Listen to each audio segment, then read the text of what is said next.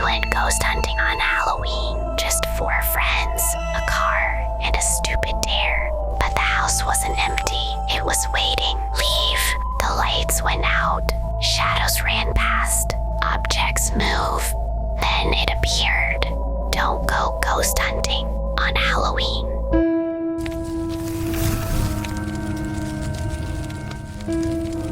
Welcome back to the fire. Tonight's story was sent to us by someone who grew up in Wisconsin. They asked that we share it exactly as they wrote it. It begins like this. Halloween ghost hunting. We all grew up in the same small town, the kind of place where everyone knew everyone. And for us, Halloween always felt bigger than Christmas. The 3 of us, me, Steve, and Jay, were cousins, born just a few years apart. We'd spent every summer together since we were kids, climbing trees, fishing, and getting into trouble. Kelly was the only one who wasn't family, but she'd been part of the group for as long as I could remember. She lived just a street away, and somewhere along she just became one of us. Although people did not see us hang out much at school, it was after classes when the group really came alive. Every afternoon, we'd end up at Steve's place. He lived just a few blocks from all of us, and his house was where everything happened. If anyone from school ever saw us together, they'd probably be surprised we were even close. Steve was the type everyone noticed. Tall, athletic, always with that confident grin. He played varsity and had his own car, and somehow still made time for us. He wasn't just our driver.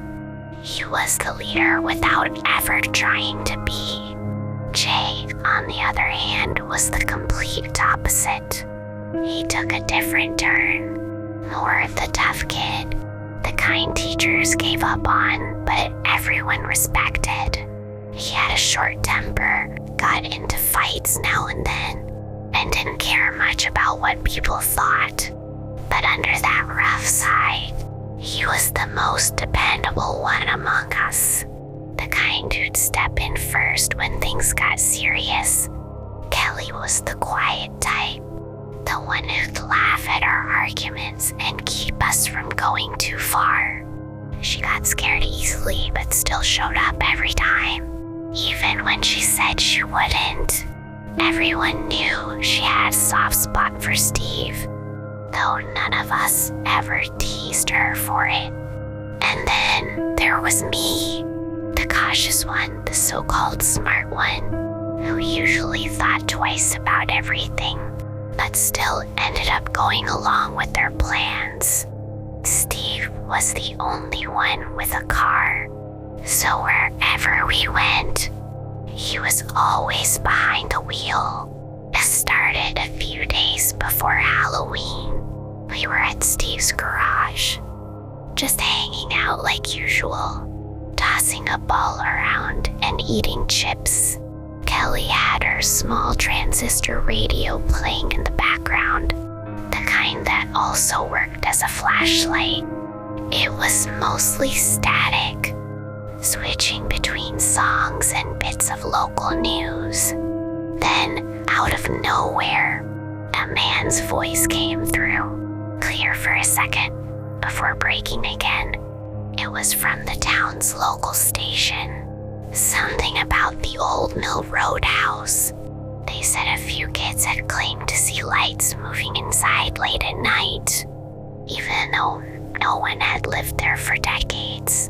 The announcer laughed, saying maybe the ghosts were getting ready early for Halloween.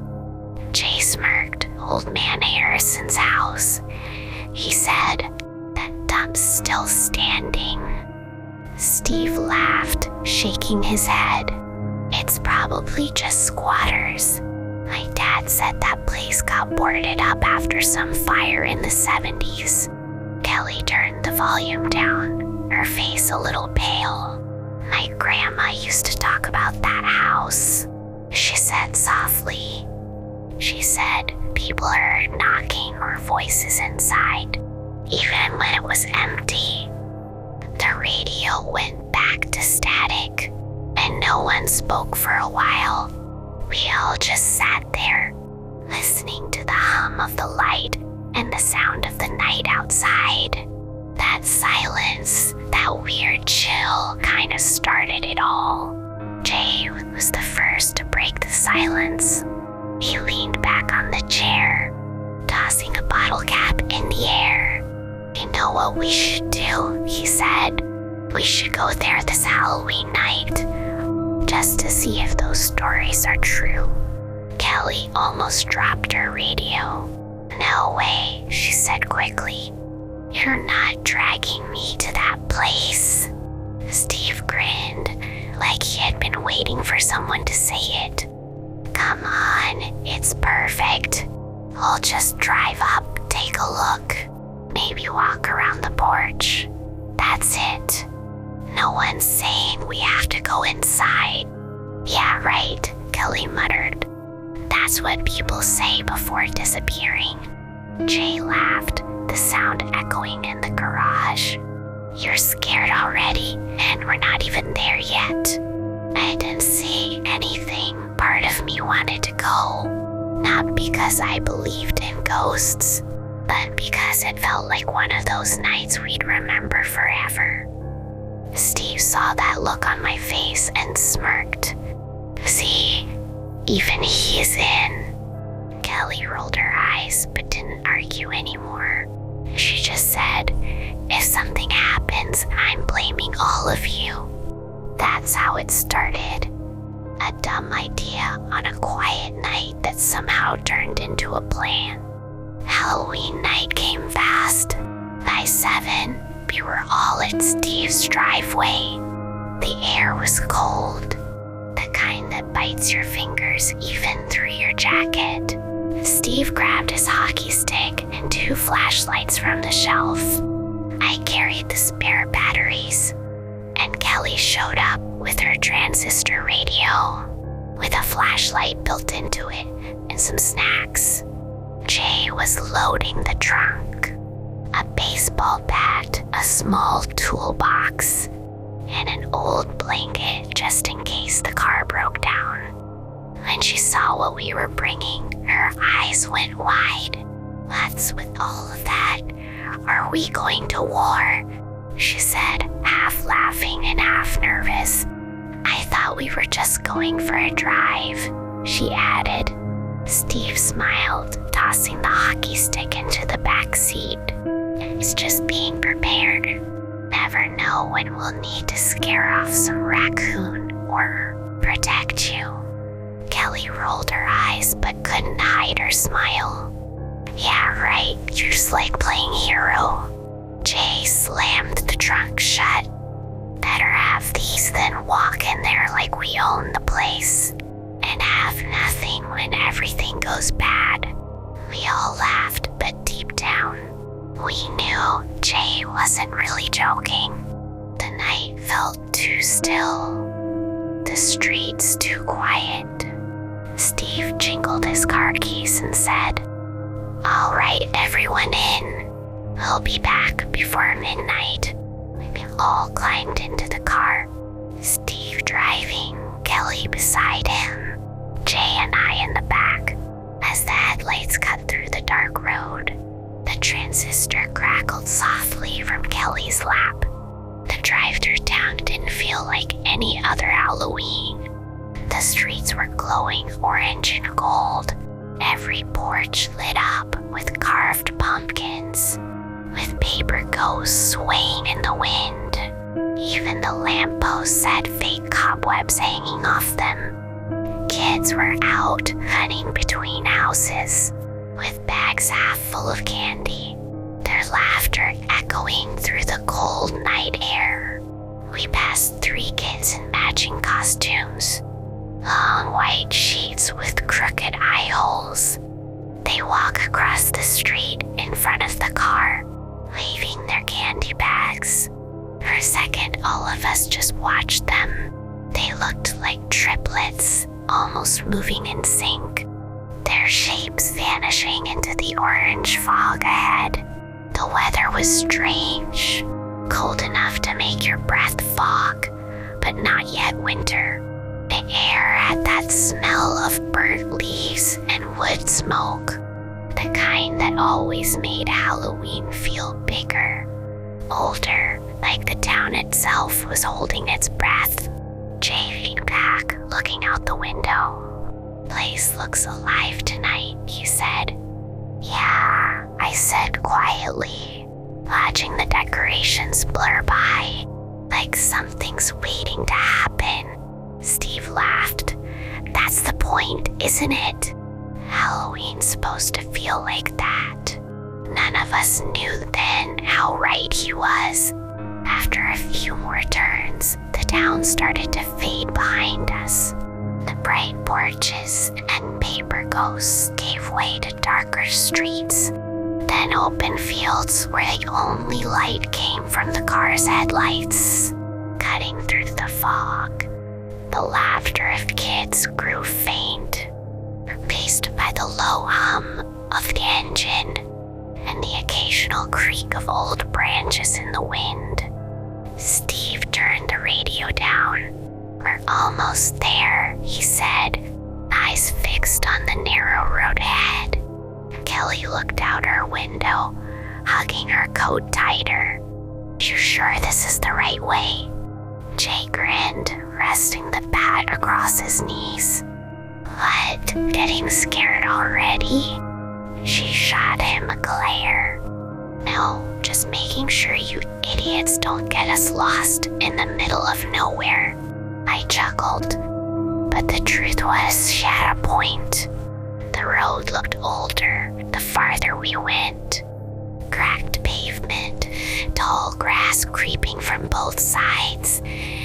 The sign that used to mark the old neighborhood was barely standing, half covered in vines. "There," Steve said, pointing ahead.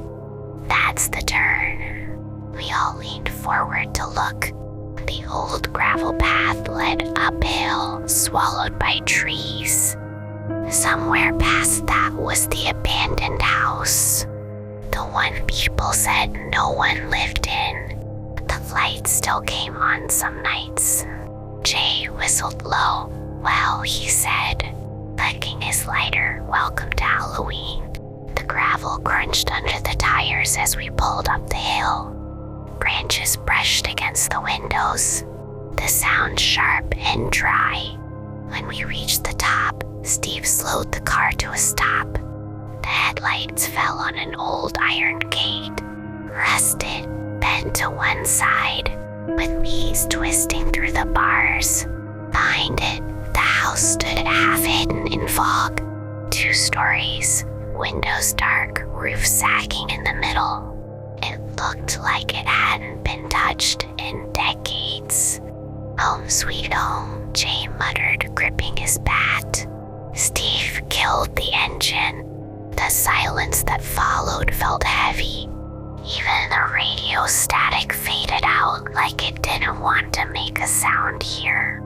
Kelly leaned forward between the seats. "You're kidding," she said softly. "We're actually going in there." Steve smirked, though his eyes didn't leave the house. "What? You want to just drive up here for nothing?" I opened the door first, and the cold hit like a wall. My breath came out white, disappearing fast in the air. The others followed, flashlights clicking on one by one, 3 narrow beams cutting through the fog. Jay flicked his lighter and held it up, the flame trembling in the wind. "Great," he said. "Place looks like it's gonna fall on us." Kelly's transistor crackled softly as she adjusted the dial, a faint voice cutting through static for half a second before disappearing. Steve stepped closer to the gate, pushing it open with a long screech that echoed across the trees. "Let's make it quick," Steve said, in and out. The gate creaked back into place behind us, the sound fading into the fog. We walked slowly up the dirt path, our flashlights shaking slightly with every step. The house loomed larger the closer we got. Its paint had peeled away to gray wood, and the porch sagged in the middle, like something heavy had once stood there for years. The front door was cracked open just enough for the wind to whistle through. The place smells like wet wood and dust. Kelly stayed close to Steve, the radio still hissing in her hand. Once in a while, it caught something faint, like a voice whispering through a broken channel. Then it would go silent again. "You hear that?" she asked. "It's just interference," I said, though I didn't sound convinced. Steve stepped up first, testing the porch with his boot. It groaned but held. "Place is solid enough," he said, and motioned for us to follow. Jay went next, tapping the wooden railing with his bat. "Still think this is a dumb idea," he muttered, but he didn't turn back. I was right behind him when I noticed something near the door, a rusted lantern hanging from a nail. The glass cracked, but seems clean inside, like someone had recently touched it. "Guys," I whispered, "look at this." Steve turned his light toward it. Probably just kids messing around. But there weren't any footprints on the porch. Not one except ours. Steve pushed the door open. The hinges gave a long, hollow groan that echoed through the halls. The air inside was colder, heavy with dust, and that sharp smell of something damp left too long in the dark. Our light swept over torn wallpaper and fallen picture frames. There was a staircase that leaned to one side, telling it was really old. Jay stepped in first, bat raised a little.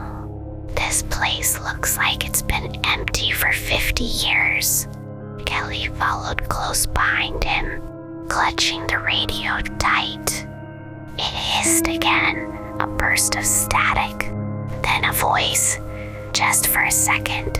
It was faint, like someone speaking from another room, then gone. She froze. Then she said, "Did you hear that?" We all stopped moving. The only sound was the quiet tap of something dripping from upstairs. "Wind," Steve said, though his voice wasn't steady. He turned to me. "Shine your light over there." I moved the beam toward the hallway. The floor was covered in dust, except for a single clear trail, like someone had walked through recently. Jay noticed it too and said, "Those don't look old," I said quietly. We followed the trail toward the living room. A broken couch, a fireplace full of ash, and a pile of burned wood that looked fresh. "Someone's been here," I said. The radio hissed again. This time it was louder. A burst of static that almost sounded like breathing. Kelly turned the dial fast, panicking a little. "It's not stopping," she whispered.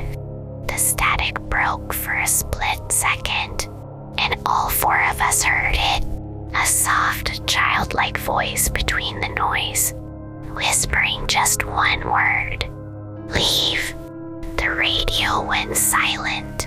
No one said a word for a while. We just stood there, the cold pressing in from every direction. Even the wind outside had gone quiet, like the whole world was holding its breath. Jay finally broke the silence. "Yeah, I'm done," he said, lowering his bat. "We got our proof. Let's get out before the floor eats us." Steve didn't move. He was staring at the staircase. "Hang on," he said softly. "Someone's up there. No, Steve, don't, Kelly whispered while shaking her head. But Steve was already stepping forward, flashlight steady, boots creaking against the old boards. A beam of light hit the top of the stairs. Nothing there, just shadows and peeling paint. See, I said, no one's. Then something moved, quick. A blur darting past the hallway upstairs. Just enough for us to see the shape. It was small, maybe the size of a child. Kelly gasped and stepped back, the radio in her hand flickering on by itself. The dial spun, and through the static, that same voice whispered again, "You shouldn't be here." Jay cursed under his breath. Okay, that's it, we're leaving. Steve stayed frozen, his light trembling slightly. Wait, he said in a low voice. Look. From the top of the stairs, something rolled down slowly. A small rubber ball, scuffed and covered in dust. It stopped halfway, then tapped once more, like someone had nudged it. Jay was the first to move. He turned fast and grabbed the door handle. Twisting hard, it rattled but didn't open. He shoved his shoulder into it. Once, twice. Nothing. The wooden door didn't even budge. It's stuck, he said. It's goddamn stuck, he shouted. Move, Steve said, stepping over. He tried it himself, slamming his boot near the hinge. The door didn't even creak. It felt solid, sealed, like it had grown into the frame. Ellie's light shook in her hand. No, it was open when we came in, she said. I ran to the window beside it. The glass was dark and thick with dust, but I could still see the outline of trees outside. I tried to wipe it clean with my sleeve. It didn't clear. The dust was on the other side, caked thick. That's when I realized something. The trees weren't moving anymore. No wind, no snow. Just still, like a painting. Behind us, the radio crackled again. The sound was faint but clear now. Not static nor voices, but music. A soft melody, old and warbling, like a toy music box buried under the floorboards. Kelly whispered, Steve. We turned. The ball that had stopped halfway on the stairs was gone. The sound came slow at first. Small steps, soft, deliberate, from the floor above. Creak, pause, creak. Each one heavier than it should have been for something that small. Jay lifted his bat, backing away from the stairs. Steve, we need to go, now, Jay exclaimed. Steve didn't answer. His flashlight stayed aimed at the stairwell, hand trembling slightly. The light flickered, dimmed, then went out completely. Light's gone, he said quietly. I turned my own flashlight toward him, but it suddenly flickered. Then Kelly's beam flickered too. One by one, the lights began to fade. Not all at once, but like something was draining the batteries right out of our hands. Keep them up, Steve said, his voice tight but steady. Don't drop your lights, no matter what. I tried to sound calm, but my hands were shaking. On top of the stairs, in the fading glow, a small figure stood, shoulders hunched, head tilted, two hollow eyes catching the weak light like glass. Kelly screamed. Jay swung his bat toward the stairs. The hit landed on nothing but air. The light flickered back for a second, and the figure was gone. the static cutting through the silence. Then came a sound none of us expected. Laughter, soft, broken, and childlike, echoing through the walls. "Turn it off," I said. Kelly fumbled with the dial, but the laughter didn't stop. It wasn't coming from the radio anymore. We spun toward the door as the knob began to turn on its own. Slow and deliberate, we can hear the metal scraping sound of the rusty doorknob. Click. The door creaked open halfway, and cold air poured in. But outside was not the road we came from. Everything beyond the door looked gray, washed out, like the color had been drained from the world. The trees were there, but wrong. No leaves, just black branches twisting upward like arms. Jay whispered, "What the hell?" And then, faintly from the distance, the music box started playing again. Steve didn't wait. He grabbed Kelly by the wrist and pulled her through the door. "Move," he shouted. Jay and I followed, not even thinking. The cold hit us hard, burning our faces as we stumbled down the porch steps. We ran straight toward where the car should have been parked. For a second, I thought it was gone. Then the fog thinned and the outline of it appeared. Jay yanked the door open and jumped in first. I dove into the back, Kelly right after me. Steve slammed into the driver's seat and turned the key. The engine coughed, sputtered, then roared to life. No one spoke. We didn't even look back. The tires spat gravel as we tore down the road, headlights cutting through the fog like knives. Only when the town's lights came into view did anyone breathe. Kelly still clutched the radio tight against her chest. It was silent now. No static, no voices. We didn't go home that night. None of us wanted to. We ended up at Steve's place.